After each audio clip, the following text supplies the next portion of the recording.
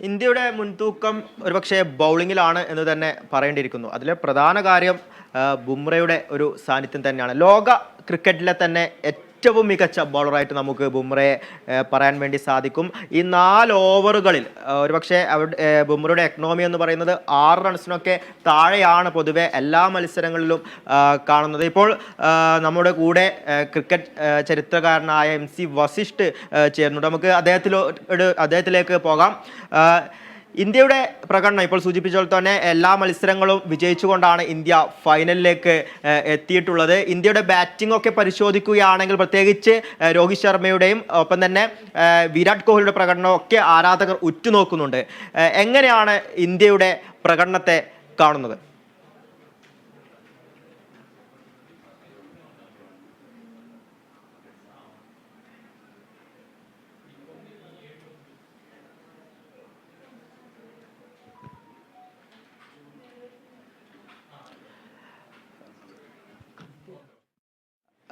കേൾക്കുന്നുണ്ട് എന്നാണ് മനസ്സിലാക്കുന്നത്. ഇപ്പോൾ സൂചിപ്പിച്ചതുപോലെ തന്നെ ഇന്ത്യയുടെ ബാറ്റിംഗ് പ്രകടനം അതിൽ രോഹിത് മികച്ച ഫോമിലാണ് ഉള്ളത്. അതേസമയം തന്നെ Virat Kohli out of form ആണ് എന്ന് തന്നെ പറയേണ്ടിയിരിക്കുന്നു. അപ്പം തന്നെ മറ്റ് താരങ്ങളൊക്കെ തന്നെ യുവതാരങ്ങളൊക്കെ തന്നെ മികച്ച ഫോം പല മത്സരങ്ങളിലായി പുറത്തെടുത്തിട്ടുണ്ട്. ഇന്ത്യയുടെ ബാറ്റിങ്ങിനെ എങ്ങനെയാണ് കാണുന്നത്? എത്രമാത്രം ഒരു അഡ്വാൻറ്റേജ് ആണ് ബാറ്റിങ്ങിലൂടെ ഇന്ത്യക്ക് ഇന്നത്തെ മത്സരത്തിന് ലഭിക്കുക? ഇന്ത്യൻ ബാറ്റിംഗ് നിരയെ അലട്ടുന്ന പ്രധാനപ്പെട്ട പ്രശ്നം ഇന്ത്യയുടെ ഓപ്പണിംഗ് ബാറ്റ്സ്മാനും മുൻ ക്യാപ്റ്റനുമായ വിരാട് കോഹ്ലിയുടെ ഫോമില്ലായ്മയാണ്.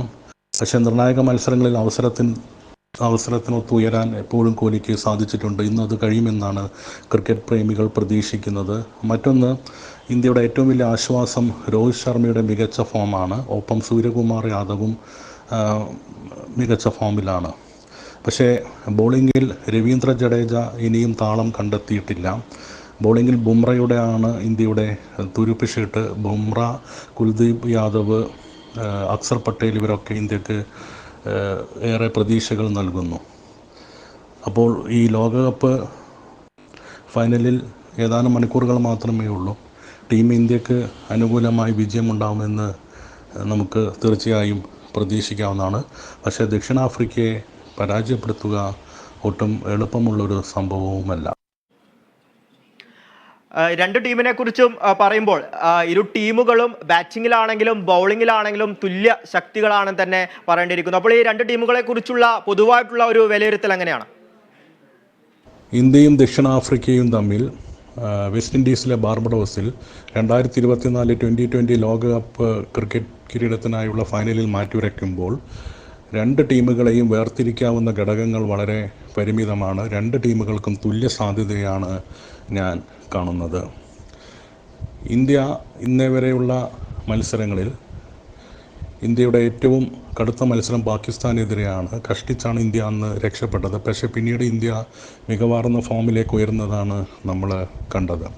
ദക്ഷിണാഫ്രിക്കയും ഇതേ പാതയാണ് പിന്തുടർന്നത്. നേപ്പാളിനെതിരെയും ബംഗ്ലാദേശിനെതിരെയുമുള്ള വിജയങ്ങൾ വളരെ ചെറിയ മാർജിനിലായിരുന്നു. രണ്ടുപേരുടെയും ബാറ്റിംഗ് നിരയും ബോളിംഗ് നിരയും കൂടുതൽ ശക്തമാണ്. പിന്നെ ഫീൽഡിങ്ങിൽ ഇന്ത്യയേക്കാൾ മുൻതൂക്കം ദക്ഷിണാഫ്രിക്കയ്ക്കാണ്. 2013 ICC ചാമ്പ്യൻസ് ട്രോഫിക്ക് ശേഷം ഇന്ത്യ ഇന്നേവരെ ഒരു ICC കിരീടം നേടിയിട്ടില്ല. 2011 ലോകകപ്പ് വിജയത്തിന് ശേഷം ഇന്ത്യ ഇന്നേവരെ ക്രിക്കറ്റിൽ ഒരു ലോകകപ്പ് കിരീടവും നേടിയിട്ടില്ല. ഈ രണ്ട് പരിമിതികളും ഇന്ന് ബാർബഡോസിൽ ഇന്ത്യ മറികടക്കുമെന്നാണ് എന്നെപ്പോലുള്ള കോടിക്കണക്കിന് ക്രിക്കറ്റ് പ്രേമികൾ പ്രതീക്ഷിക്കുന്നത്. ടീം ഇന്ത്യക്കും ടീം ഇന്ത്യയെ നയിക്കുന്ന രോഹിത് ശർമ്മയുടെയും സംഘത്തിനും എല്ലാവിധത്തിലുള്ള ആശംസകളും നേരുന്നു.